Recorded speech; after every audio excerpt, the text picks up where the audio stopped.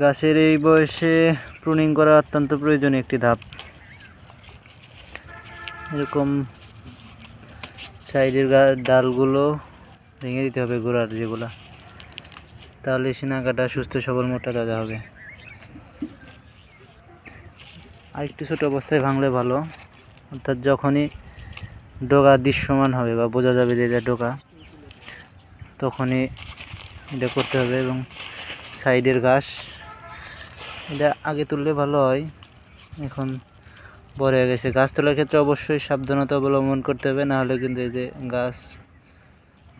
গাছের গোড়ায় আগলা হয়ে যাবে, অনেক সময় উঠেও আসে।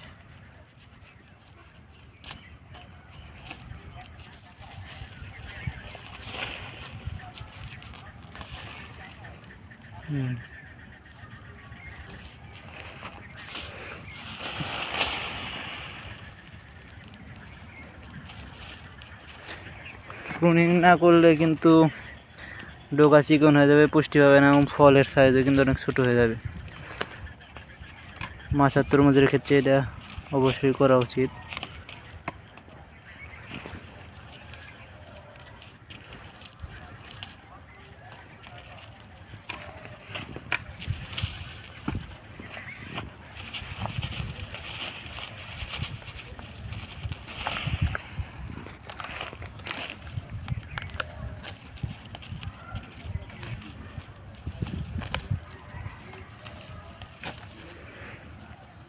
একটু লেদা পোকা ধরছিল, খাই শেষ করছিল, কিন্তু এখনকার পাতা ঠিক আছে।